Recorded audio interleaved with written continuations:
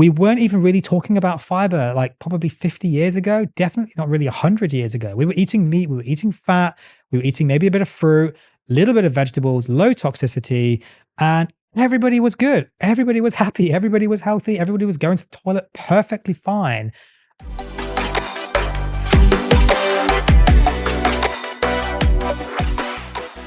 Hi guys, and welcome to another episode of the Meat Medic podcast. Now in today's episode, I am going to be doing another screen share. And today we are going to be looking at this idea that processed food might not actually be bad for you. And are they actually good for you? Now, look, TLDR, no, they're not.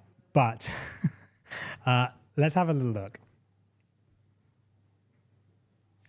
All right, so let's have a little look. Let's share my screen again. So today we're looking at this article from eatthis.com, and I'll put a link in the description for the episode, so make sure you check that out. So the title of this article is 10 processed foods that are actually good for you, dietitians say. The question is this actually accurate or not? So we're going to be having a little look at this. Now, the first thing I noticed straight away, this has been written by this Sarah Garone, which I'm sure she's very lovely. I don't know this person. NDTR. Now, I actually had to look this up, what this actually is. And I found this on eatright.org. And this is like kind of a first red flag, I suppose, in a way. Is what is an NDTR? So a nutrition and dietetics technician registered. Brackets NDTR. Often working in partnership with registered dietitian nutritionists, screen, evaluate, and educate patients, manage and prevent diseases, blah, blah, blah, etc. So, I mean, first thing off, this kind of sounds like this is not a registered dietitian that's writing this article. And to be fair, nutritionist is not, recognized or registered, term, reserved term. So anyone can call themselves a nutritionist, but only certain people can call themselves registered dietitians. So that's kind of a first flag. This has been written by someone who isn't actually a dietitian, who may not know that much actually about dietetics and nutrition, despite whatever training they've got. And I'm not even sure where NDTR actually fits into the thing of with a dietitian. Are they kind of like physicians associates with doctors? I'm not really sure exactly. It kind of reads like they're actually kind of like physicians associates with doctors. I'm not sure I would trust an article that's actually been written by a physician's associate on something medical. So I'm not entirely sure I want to trust an article written by an NDTR on something nutrition based. But anyway, that's just an aside. Let's have a little look at the article. So the tagline is, processed shouldn't be synonymous with bad. Nutrition experts, again, I'd question if this person is an expert or not with their qualifications. But anyway, nutrition experts say these minimally processed foods deserve a place in your diet. So let's have a little look. This was published a couple of months ago now. So let's just have a little read. Again, if you're watching on YouTube, hello. If you're listening in the car, I'll read out kind of the important parts. So the words processed, this is from the article now, the words quote unquote processed food are enough to strike fear into the hearts of many health conscious consumers. Yeah, I think I'd agree with that. In the last decade or so, we've all been taught to fear the dangers of eating foods that undergo a serious transformation from their original form, brackets, if they even had an original form. As far as we know, there's no such thing as a protein bar farm or an energy drink river, close brackets. That, to be fair, that is actually quite true. Still, it's possible that the pendulum has swung too far when it comes to attitude around processed food. That is probably true, actually. I would agree with that. Many experts have lately become encouraging people to not to demonize them, in one fell swoop. The fact is many, brackets, if not most, close brackets, very healthy foods have to go through some process to reach our home kitchens. Again, I would agree with that. Unless you live on a self-sustaining farm, you'll likely need to eat processed foods as part of your regular diet. Yes, look, actually, I would entirely agree with that. That is an absolutely, completely legitimate thing to say. All food, unless you are going out hunting yourself, making a fresh kill, pulling the vegetables up out of the ground and basically eating them completely raw with dirt, everything on it, which I probably wouldn't advise, A, the vegetables, and B, they're covered in dirt. There's some degree of processing that goes on. Even the meat, of course, on a carnivore or an animal-based diet, a very meat-heavy diet, there's still going to be some degree of processing. That meat doesn't just kind of go from the farm into my mouth and then it's all good. It goes through some processing. It's obviously just very minimally processed food. And this is where we have to be, a little bit careful about the terminology that we're using. So pretty much all food has a degree of processing. And this is what this article is basically saying to start with. And I think that's genuinely correct, that there's always some sort of processing. The problem is, what's the difference between minimally processed food and ultra processed food? And we'll come back to this. And this is where the article is going now, back on the screen share. This thing to remember is that there's a difference between processed and ultra processed food, exactly what I've just said. Processed food is simply one that's gone through some sort of change from farm to table. That could even literally be just washing or just, cutting it up. Technically, it's still processing. And ultra processed are those that have been dramatically altered with the addition of artificial flavors and colors, extra sweeteners, preservatives, hydrogenated fats, flavors, colors, etc. It's these foods which have been primarily associated with adverse health outcomes like obesity and heart disease. Now, that's true to a certain extent, but I will disagree with that slightly. We'll come back to that. So we are cutting through the confusion around processed foods, and the 10 options below, though technically processed, are actually good for you. Now, I will be putting that to the test slightly. So let's just get on with this article. So number 1, whole wheat bread. If you're watching on YouTube, there's some weird adverts on the side. 7 best foods for your orgasm. Interesting. Maybe we'll do another episode on that one. I'll have a little look. Let me know in the comments actually on YouTube. Get in touch on social media at the Meat Medic or mail at themeatmedic.com. If you want to email me. Do you want to see me cover that article? 7 best foods for your orgasm. Let me know in the comments below. All right, let's get back to the article. I might have to have a look at that one. Okay, all bread is technically processed. No one's pulling whole loaves straight off a bread tree. That is quite true. The bread doesn't grow naturally, but that doesn't mean you should avoid all bread. Now, yeah, I would kind of disagree with that actually. Bread is not ideal. When you choose a variety made with whole wheat, okay, this is where we're going to start immediately to get into some of what we call kind of greenwashing, which is basically using these kind of terms. I'm sure it's probably going to be coming up like organic and natural. We'll have a look at the article as well. I don't want to, disagree with it before I've even read it.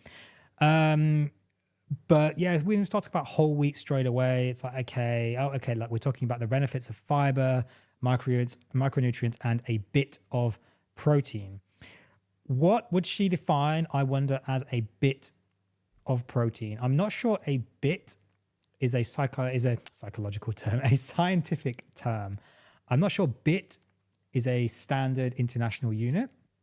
Now, please, if anyone out there is listening to this and wants to correct me on what a bit actually is, sorry, I'm being slightly facetious here, but I think it's important to actually say, you can't just say there's benefit because there's a bit of protein. That is not a scientific term.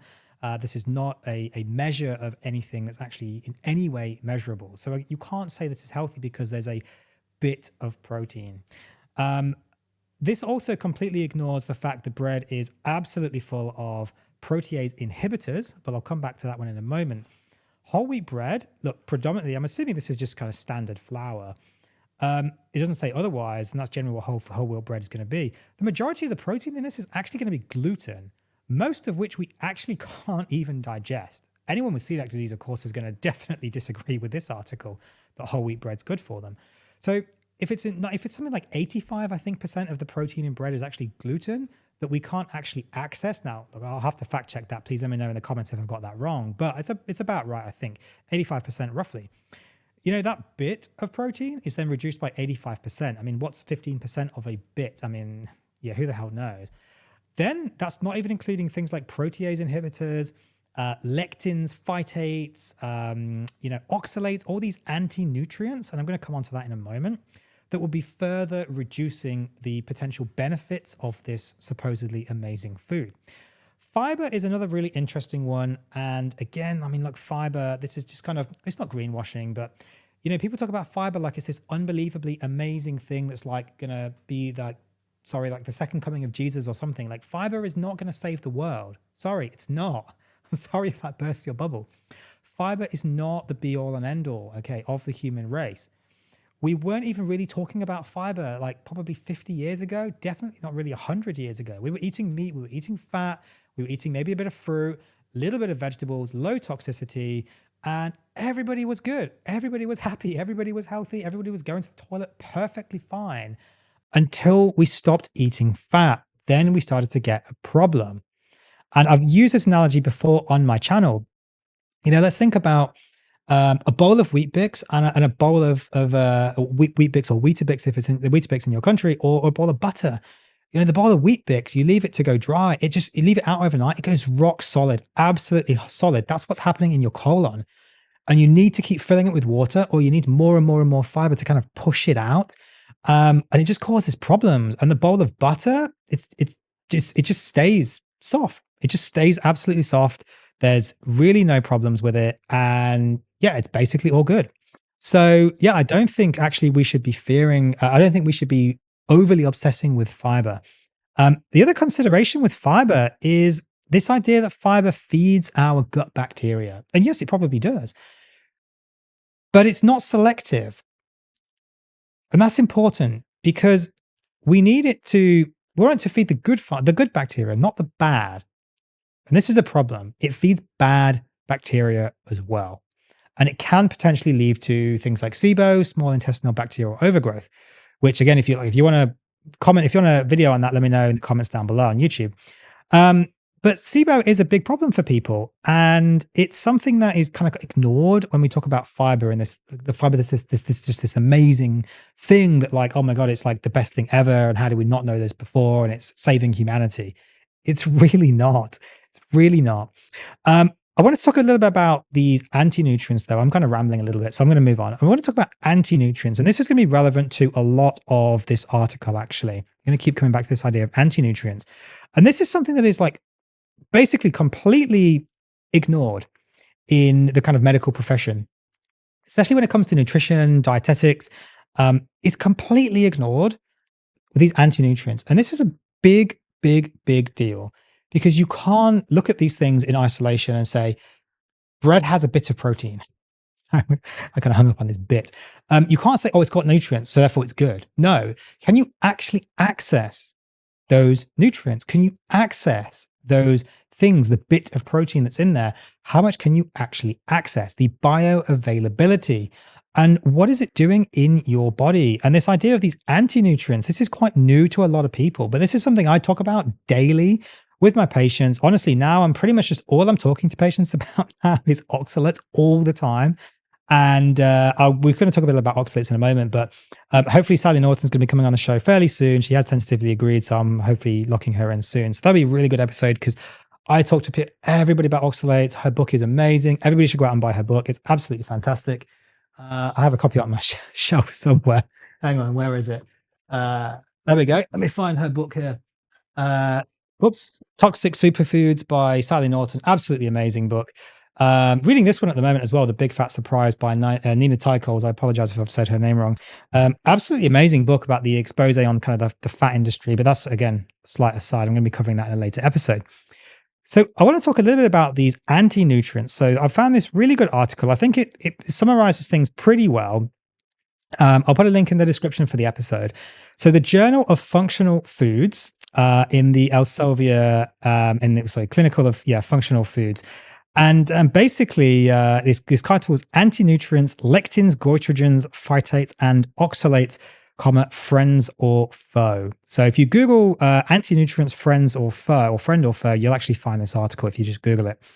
Now, I'm not going to read the entire article because it's a bit long, but I think it's a really good summary of anti-nutrients, both some positive and negatives. That's the interesting thing about anti-nutrients. It's not just negative, but for the most part, they are. And basically, it covers the main topics here: lectins, phytates, goitrogens, oxalates, and a little bit about plant-based diets in general. So it's a really good article, and it's definitely worth reading. But these anti-nutrients are very, very real, and they really can cause problems. As it says here, plants also possess, I'm going to highlight it here, plants also possess a group of substances known as anti-nutrients with a potential deleterious effect. Anti-nutrients such as lectins, glucosinolates, phytates, hard word, oxalates, tannins, and saponins, among others, appear as a result of defense mechanisms with which plants protect themselves from the surrounding environment. Anti-nutrients are plant compounds which have been traditionally considered harmful to health due to their potential to limit the bioavailability of essential nutrients. Now, that is a really important point that is very, very, very commonly ignored. And that's a problem. When you ignore things, you get issues. So anti-nutrients are very important, and they reduce the bioavailability of your food. Basically, all these bits of protein and these micronutrients. They also cause a lot of other problems, and I'm going to come back to this in another episode. I'm going to do a big episode on oxalates, so make sure you stay tuned for that one. Hit subscribe if you're not already subscribed on YouTube. Make sure you do follow me on your favorite podcast platform. These also cause more problems though than just anti-nutrients. They don't just block the absorption, they also cause other issues. And I want to bring up, I'm going to put these in the description. We'll come back to lentils and oxalates in a moment, but I want to just have a little quick look at this article from Harvard, which I'm not the biggest fan of, but I think this is a decent article on lectins. Also known as an anti-nutrient, as it says here. They've received much attention due to popular media and fad diet books citing lectins as a major cause for obesity, chronic inflammation, and autoimmune diseases. Sorry, that was chronic inflammation. It might have sounded like I said colonic. It also causes colonic inflammation as well. They're found in all plants, but raw legumes, beans, lentils, peas, soybeans, peanuts, and whole grains like wheat contain the highest amount of lectins. So is there any truth behind the claims? Now, I'm not going to read this entire article. That's a whole episode in itself. But basically, yes, lectins can have problems. Lectins are proteins which bind to carbohydrates.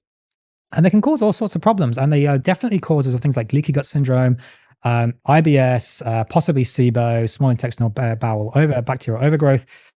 And yeah, they really can cause a lot of issues. And I think it's Dr. Berg that talks a lot about lectins. If I'm mistaken, I apologize, Dr. Berg, I'm butchering your work.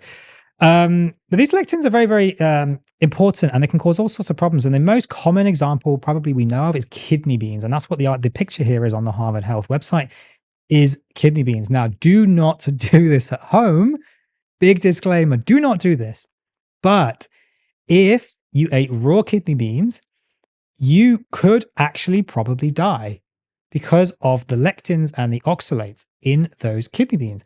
This is why it's really important. Again, do not do that at home. Please do not do that. It's really important to cook kidney beans, because if you don't, you can have massive problems with these lectins. Cooking and soaking will reduce lectins because lectins are proteins. They will denature if you cook them long enough and high enough. So kidney beans should be cooked at a high heat for a long time, not just slow cooked. Although slow cooking can destroy some of the lectins. Cooking doesn't reduce oxalates though, and that's a big problem.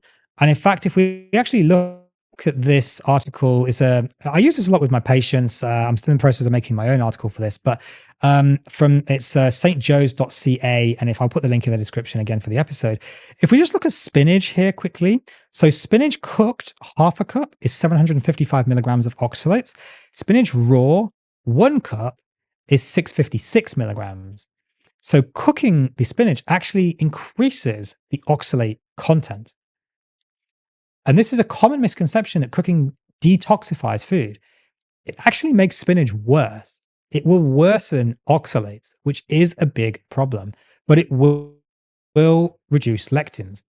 Lectins can also be reduced if you soak food. And the same with oxalates as well. If you soak it, if you blanch it, the oxalates can kind of be sucked out into the water, and then that water can be discarded. And in fact, actually, I had a consultation recently with a patient who, if he's just listening to the episode, hello, he's a bush tucker chef and here in Australia. And I was talking to him about all these other issues he had. And I mentioned these oxalates, and he said, "Oh yeah, I know about oxalates." And then I was like, "Oh, yeah, maybe that's my issue." Ah, yes. So we talked about oxalates, and he said, yeah, he actually knew a lot about oxalates. And, he would actually, he would normally advise people to soak, some food, herbs and things that he picked from the ground, vegetables and so on. I can't remember exactly which ones he was talking about, but native to Australia. And he was saying that basically, you have to soak them for like 3 days to actually detoxify them so that you can actually eat them and not basically get sick and die. And that is one of the issues with these anti-nutrients. So lectins are a big anti-nutrient as well. And that is an issue. So yeah, I mean, number one, straight away, I've rambled a little bit, but I think it's important. I'll go through them a little bit quicker from now on. But whole wheat bread, I would disagree that this is healthy for you. I don't think it's healthy. A bit of protein is not a scientific amount. It's not a standard international unit. And most of that you're not even going to be getting. Canned or frozen lentils. Now, again, this is going to be the same thing with the lectins, the oxalates, lentils. And we're going back down to this list here. Let me just find lentils on here. Lentils are a reasonable source of oxalates. 1 cup of lentil soup being 39 milligrams. Now, I'm assuming that's lentils are just reasonably high as well. Perhaps they might not be. I'm maybe wrong. Let me know in the comments below if I'm wrong, but I'm pretty sure I'm not. Lentils are going to be full of oxalates, full of probably lectins, and I'm not sure about phytates off the top of my head, but other issues as well. Plant-based protein, back to the article. Plant-based protein is all the rage these days, and it's easy to see why. Plant foods like lentils not only offer plenty of protein, but also stock you up on fiber, folate, again, fiber, magnesium, manganese, and other important nutrients, blah, blah, blah. Again, like I would disagree entirely with that. Plant-based protein is really not all the rage. It's popular amongst certain health individuals. But when we look at things like veganism, and I'm doing another episode on this, veganism actually, you just have to look at the Google searches. It's really dropping down. People like vegans are dropping like flies. People are dropping out of eating plant-based protein because it's not giving them the benefits. And it's giving them problems, which is a bad thing. Again, full of lectins, full of oxalates, full of these anti-nutrients. And I would argue that you're not going to be getting a good source of protein from these lentils. Also, I mean, Jesus, have you eaten lentils? They make you fart like crazy. I mean, these like the vegans are talking about cows, cow farts killing the planet. And yet they want us to eat lentils and all these other, beans and everything that's just going to make you fart like an absolute bloody, I don't know what farts a lot. Worse than a cow fart. So again, I would disagree that lentils are a good source of protein. I really would very much disagree with that. Again, it says down here, at 6 grams of fiber, 10 grams of protein, 21 grams of complex carbs per half cup of serving, this little legume makes the perfect addition to soup, salads, blah, blah, blah. I would disagree with that entirely. Again, fiber, I don't think we really need fiber, particularly 10 grams of protein isn't really that high at all. And 21, given that we should be eating at least about 1 gram per centimeter of body height, is a pretty reasonable guide. Most people chronically undereat protein. Most of that protein you're not even going to be getting access to because it's not even going to be bioavailable. So I would very much disagree with this article straight off. Again, promote regular digestion. I mean, really? Lentils and good digestion? I mean, you got to be kidding me, really. You really have to be kidding me. Okay, yogurt. Yogurt is processed food. Absolutely, that is true. It is a processed food. Processing, this isn't, we'll get into the nuts of the article, the nuts and bolts of the article. Yeah, processing isn't inherently bad. Just most of the food on this list is pretty terrible. Yogurt, definitely agree. I think yogurt's great. Absolutely no problem with that. I have a lot of Greek yogurt, absolutely fine. I'm really absolutely love that. A little bit of honey in there, absolutely perfect. Maybe a little bit of low oxalate fruit. The process of turning cow's milk into a thick, creamy dairy treat, dairy treat takes time, temperature, added bacterial cultures. Yes, it is a processed food. Look for plain yogurt with less than 12 grams of sugar per serving. Add your own fresh fruit or nuts. I would very much disagree with nuts. Full of lectins, full of phytates, full of oxalates. Definitely not a good thing. But the yogurt, I would definitely agree, can be very, very good for us. Number 4, dried fruit. These come in a package and are sold next to candy bars. Does that mean dried fruits are too processed to be healthy? No. Though they may not have the water content of fresh apples or berries, dried fruits may have just as many nutrients. In fact, they sometimes contain more fiber, there's fiber again, and antioxidants than fresh fruits, since there are more of them per serving.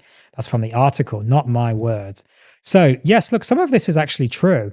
That they, often sold next to, packaged foods and sweets and so on, candy bars, etc. That should probably tell you something. They're in the same section often as like sugary treats. Should kind of tell you something. I actually don't have a bag here, unfortunately. We actually have a bag of dried fruit in our house we bought a little while ago, and we've been slowly getting through it. Probably should have just thrown it out, to be honest.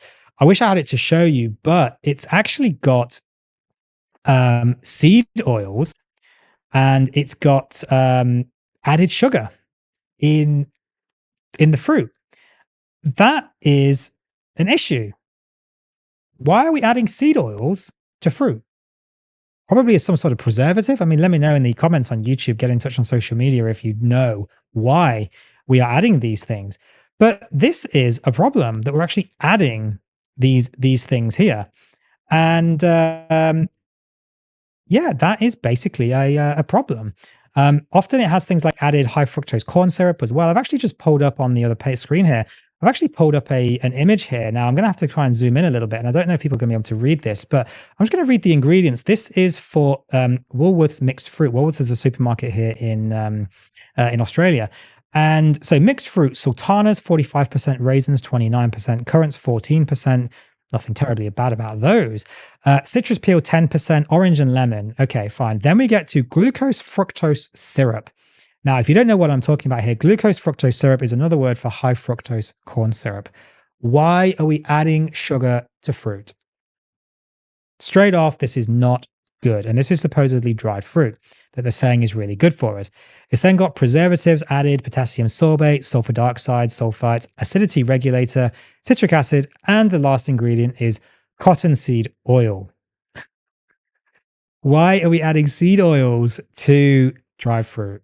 I would very much disagree that dried fruit is a good snack. I don't think it is. I think it's pretty terrible for you. And I would very much disagree that this is a good thing. Now, if you can find one without those crap added, by all means, knock yourself out with dried fruit. But I think on the whole, most are going to be pretty much like this. The equivalent with eating the whole apple, the article says, I'm not sure that's really quite true. Now, moving on, number 5, frozen whole grain waffles. Now, again, back to the whole grain. I'm not sure I'd be suggesting that these are very good. It talks about refined flour not being the greatest choice for breakfast, but I would actually slightly disagree with that, because when you process flour, you actually take out a lot of these anti-nutrients. You take out some of the lectins, you take out the oxalates, you take out the phytates. A lot of these things are in the shell, or the outer kind of surface. The bran basically contains a lot of those anti-nutrients. This is the same for a lot of fruits and things as well, seeds, etc. It's all on the outside, or a lot of it's on the outside. If you can take that off, actually, that's not necessarily a bad thing. So I would actually slightly disagree that refined flour is actually worse than whole flour. It might actually potentially be better for you. Again, this idea that fiber can kind of slow down poison absorption.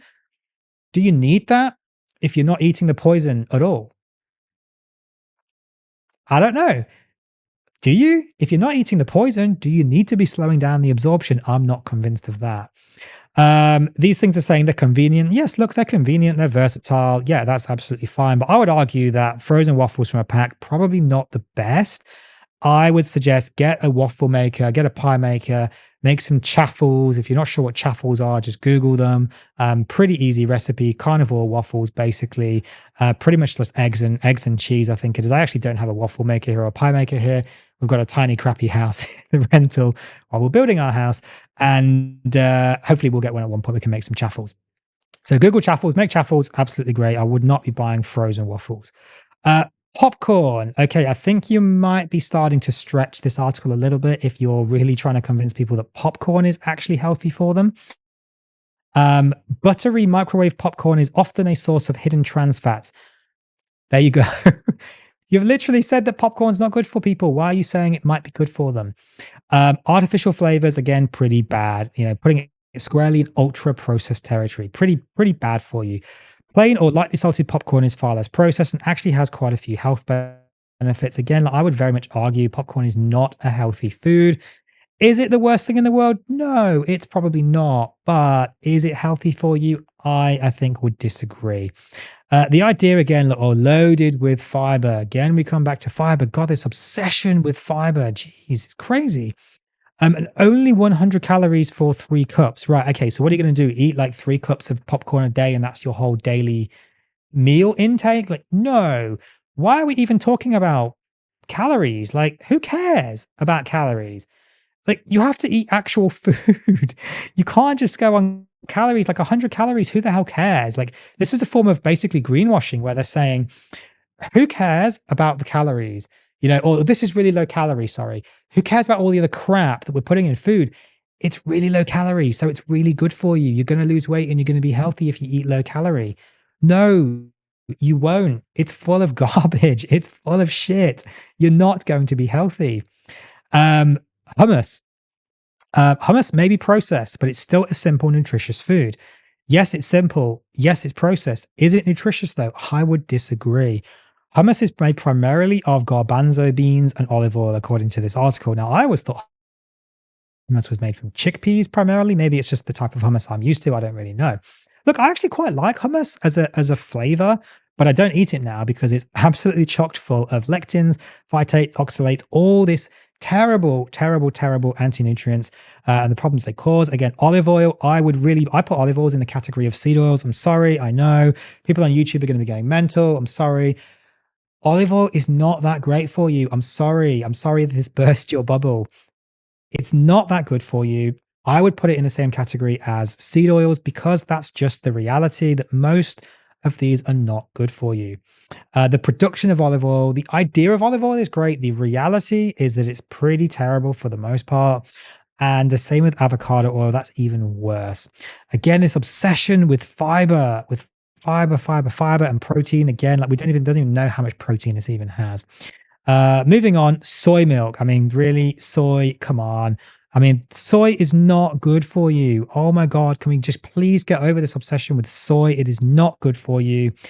The article says when it comes to plant-based non-dairy milks, okay, you can't have a plant-based milk.